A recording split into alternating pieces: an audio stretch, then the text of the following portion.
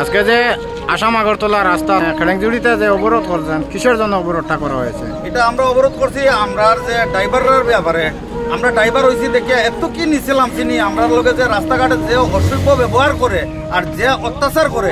কালকে রাত্রে আমরা গাড়ি নিয়ে যাইতে লাগছি আগরতলা, যাওয়ার পথে ফটিকরায় শক্তিসংঘ ক্লাব, ওই ক্লাবের 8-10 জন ফুলাবান তারা মানে কি কইমু মদ খাইয়া এত মাতাল অবস্থায় তারা দা কুড়াল লাঠি নিয়ে আইছে আমরা মারার লাগিয়া, অথচ আমরা মারছেও।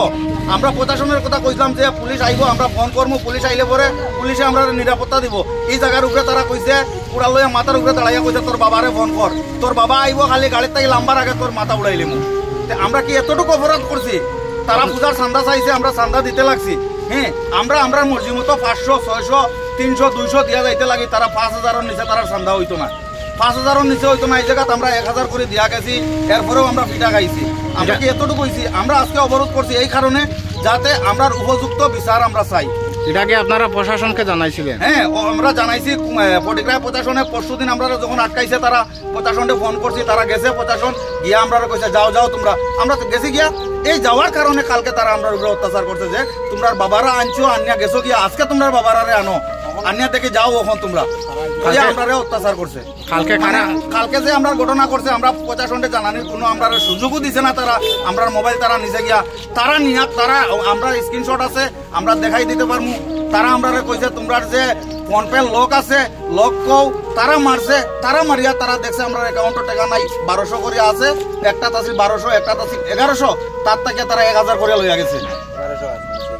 এটাকে আপনারা পুরো প্রশাসনকে জানাইছেন?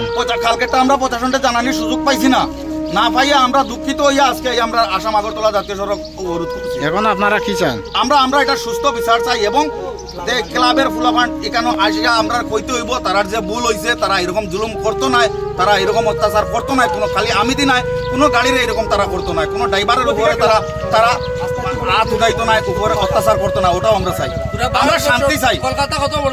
এই ড্রাইভারের কারণে দেখেন সব দেশের মানুষ এই ড্রাইভারের কারণে বাঁচিয়া আছে। একটা রুগী হইলেও ড্রাইভারে নিতে লাগে, অথচ এই যে প্রধানমন্ত্রী আছেন তাইনো ড্রাইভারের কারণে চলিয়া আছেন। ক্লাবটার নাম কি? ক্লাবটার নাম হচ্ছে শক্তিসংঘ ক্লাব, ফটিকরায় শক্তিসংঘ ক্লাব। এই যে দেখেন, এই যে চান্দার বান্ডিল দেখেন, আমরা বাঁচতে হইব না? মালিকরা আমরা কয় টাকা দেয়, কিন্তু এই যে হাজার টাকা স্লিপ, এই যে দেখেন হাজার টাকার স্লিপ, প্রতিটা স্লিপ 1000 টাকার আছে। আমরা কয় টাকা পাই আমরা মানে চলতে থাকি।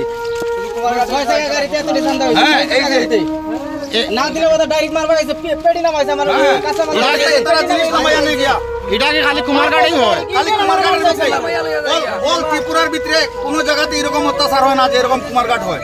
কুমারঘাট প্রতিটা ক্লাবে এরকম অত্যাচার করে।